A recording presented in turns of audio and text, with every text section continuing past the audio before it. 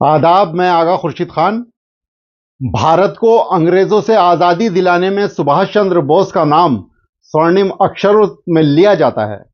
Japan की मदद से नेताजी ने आजाद हिंद फौज का गठन किया था। भारत को विश्व में मान्यता दिलाने के लिए उन्होंने कई देशों की यात्रा भी की। नेताजी के तमाम संघर्षों में एक शख्स उनके साथ उनकी परछाई बनकर खड़ा रहा, जिसका नाम आबिद हसन सफरानी था। आबिद हसन सफरानी देश के स्वतंत्रता सेनानी थे, जिन्होंने नेताजी के साथ कंधे से कंधा मिलाकर भारत की आजादी के लिए लड़ाई लड़ी। लोगों को लगता है कि जय हिंद का नारा सुभाष चंद्र बोस ने दिया था, लेकिन असल में इस नारे को देने वाला शख्स कोई और नहीं, आबिद हसन सफरानी साहब ही थे। आबिद हसन सफरानी न केवल सुभाष चंद्र बोस के करीबी थे, बल्कि आजाद हिंद फौज में मेजर के पद पर भी रहे।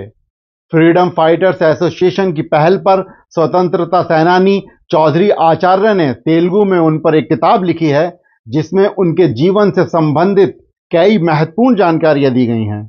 इस पुस्तक में खुलासा किया गया है कि जय हिंद का नारा आबिद हसन ने गढ़ा था, जिसे बाद में सुभाष चंद्र बोस ने अपना लिया।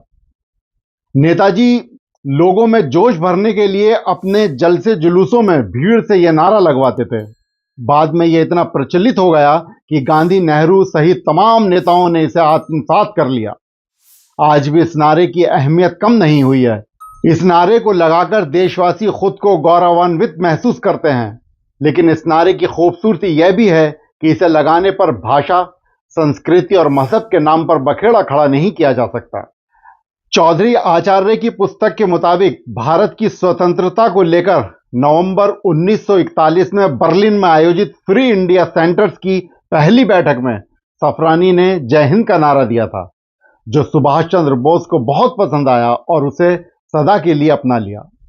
हैदराबाद में 11 अप्रैल 1911 में पैदा हुए आबिद हसन साहब पर अपने परिवार की छाप बचपन से ही थी।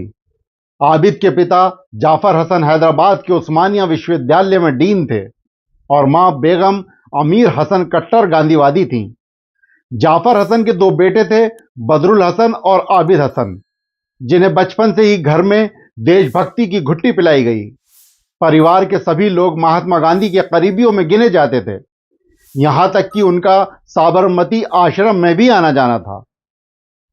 1925 में महात्मा गांधी द्वारा लिखित पुस्तक यंग इंडिया का संपादन करने वाले बदरुल हसन लिखते हैं कि जब हसन का परिवार गांधी जी से मिलने आश्रम आता था, उन्हें लेने गांधी जी के सचिव प्यारेलाल रेलवे स्टेशन जाया करते थे। उनकी मां मृत्यु तक खांटी गांधीवादी बनी रहीं। यह खादी पहनती थी और एक छोटे से कमरे में संयमित जीवन जीती थी। उनकी मां बेगम अमीर हसन सफरानी ने अपनी पैतृक संपत्ति देश की आजादी के लिए संघर्ष करने वालों पर न्यौछावर कर दी थी। वह सरोजनी नायडू की दोस्त थीं। उन्हें गांधी, नेहरू, नेताजी और अबुल कलाम आजाद प्यार से अम्मा जान बुलाते थे। आज भी हैदराबाद के ट्रूप बाजार में आबिद मंजिल नाम से उनका पैतृक निवास स्थान मौजूद है। गांधी के आह्वान पर 1920 में विदेशी कपड़े जलाने का अभियान यहां भी चला था।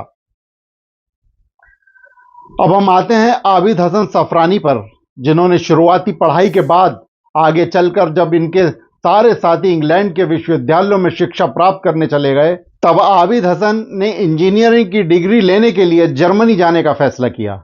यहीं 1941 में पहली बार उनकी मुलाकात नेताजी से भारतीय युद्ध कैदियों से मिलने के दौरान हुई। इस करिश्माई नेता से प्रेरित हो आबिद ने पढ़ाई छोड़ने का फैसला किया।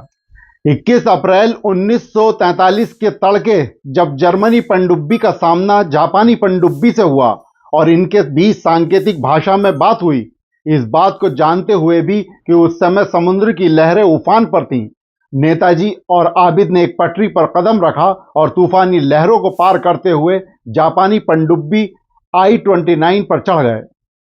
इसमें भले ही कुछ मिनट लगे, पर यह एक बेहद साहसिक काम था, जिसका उदाहरण किसी दूसरे युद्ध में नहीं मिला।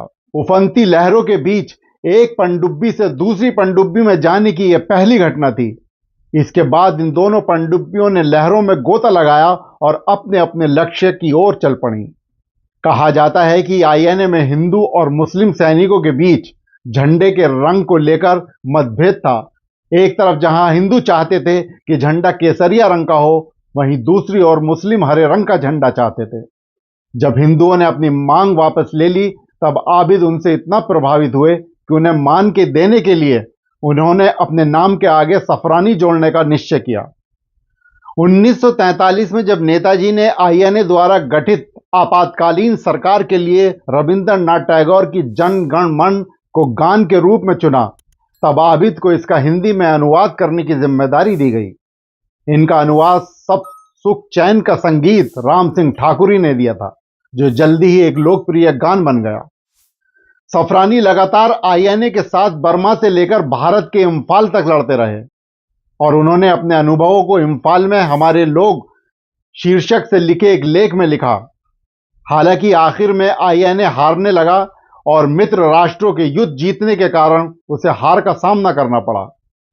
युद्ध के बाद आईएनए के कई अधिकारियों पर दिल्ली में मुकदमा चलाया गया, लेकिन अधिकांश को बरी कर दिया गया क्योंकि इन मुकदमों के खिलाफ लोगों में आक्रोश था, क्योंकि लोग उन्हें युद्ध अपराधी नहीं बल्कि स्वतंत्रता सेनानी मानते थे। सफरानी को सिंगापुर की जेल से भी रिहा कर दिया गया और आजादी के करीब पहुंचते ही वे भारत लौट आए।